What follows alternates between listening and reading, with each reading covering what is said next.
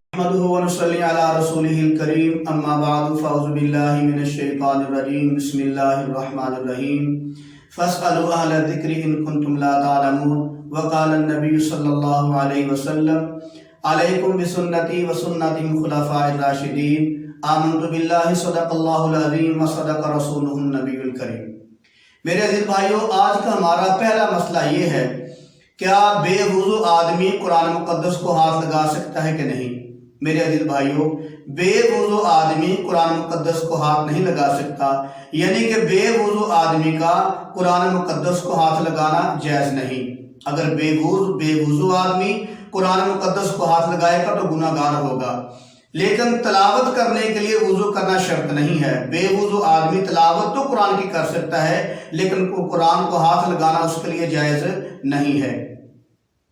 آگے مسئلہ یہ ہے، ناپاک آدمی جس پر غسل جنابت فرض ہے، کیا وہ قرآن کی کسی آیت کو جو ٹکڑے پہ لکھی ہوئی ہو، کسی کاغذ پہ لکھی ہوئی ہو، اس کو ہاتھ لگا سکتا ہے؟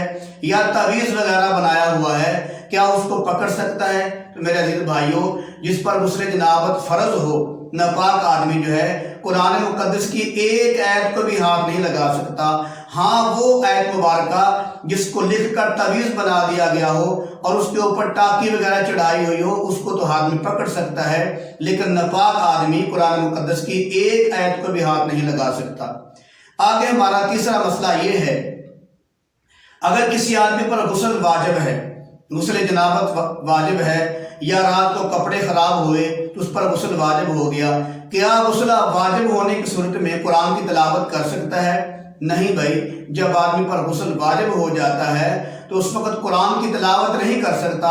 ہاں، ذکر و اذکار جو ہے وہ کر سکتا ہے، درود شریف پڑھ سکتا ہے، لیکن قرآن مقدس کی تلاوت نہیں کر سکتا۔ آگے مسئلہ یہ ہے کہ اگر کوئی آدمی پان کھاتا ہے تو پان کھا کر یا نسوار منہ میں رکھ کے کیا آدمی قرآن مقدس کی تلاوت کر سکتا ہے؟ کیا اس کے لیے قرآن کی تلاوت کرنا جائز ہے یا ناجائز ہے؟ میرے عزیز بھائیو، پان کھا کر یا نسوار منہ میں رکھ کے تلاوت تو قرآن مقدس کے آدمی کر سکتا ہے، لیکن مکروہ ہے، کیونکہ جس چیز سے بدبو آتی ہو اس چیز کو استعمال کرنے سے نبی صلی اللہ علیہ وسلم نے منع فرمایا ہے۔ تو قرآن مقدس کو پڑھنے کے لیے، تلاوت کرنے کے لیے کپڑے بھی آدمی کے پاک ہونے چاہیے، جو منہ جو ہے اس میں بھی کسی قسم کی ہوا یا بدبو وغیرہ نہیں آنے چاہیے۔ لہذا پان کھا کر اور نسوار کھا کر آدمی قرآن کی تلاوت تو کر سکتا ہے، لیکن مکروہ ہے، پہلے منہ کو صاف کر لینا چاہیے۔ آگے مسئلہ یہ ہے کہ ذکر کرنے کے لیے آدمی ذکر کرتا ہے، تیسرے کلمے کا ورد کرتا ہے، پہلے کلمے کا ورد کرتا ہے، درود شریف ماشاءاللہ پڑھتا ہے، تو کیا ذکر و اذکار کے لیے کیا وضو شرط ہے؟ میرے عزیز بھائیو، ذکر و اذکار کے لیے، درود شریف پڑھنے کے لیے، کوئی مسنون دعا پڑھنے کے لیے وضو شرط نہیں ہے۔ ہاں، اگر وضو کر لے گا تو یہ افضل طریقہ ہے، لیکن بے وضو آدمی بھی ذکر و اذکار، دعا وغیرہ، درود شریف وغیرہ پڑھ سکتا ہے۔ آگے مسئلہ یہ ہے کہ بیت الخلاء میں جب آدمی جاتا ہے تو کب دعا پڑھنی چاہیے؟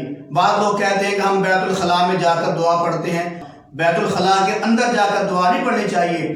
دعا جو ہے یہ حدیث مبارکہ کی دعا مبارکہ ہے، بلکہ حدیث مبارکہ ہے بیت الخلاء کے اندر جانے سے پہلے آدمی کو دعا پڑھنی چاہیے۔ ہاں، اگر آدمی کو یاد نہیں رہی تو وہ بیت الخلاء میں داخل ہو گیا تو اپنے دل میں وہ دعا پڑھ لے، زبان سے دعا کو دہرائے نہیں، کیونکہ جو دعا ہے وہ ظاہر ہے وہ نبی صلی اللہ علیہ وسلم کی سکھائی ہوئی دعا ہے، جس کو ہم حدیث مبارکہ بھی کہہ سکتے ہیں۔ تو لہذا جو حدیث مبارکہ ہے وہ بیت الخلاء کے اندر نہیں جا کر پڑھنی چاہیے، بلکہ وہ پہلے پڑھنی چاہیے۔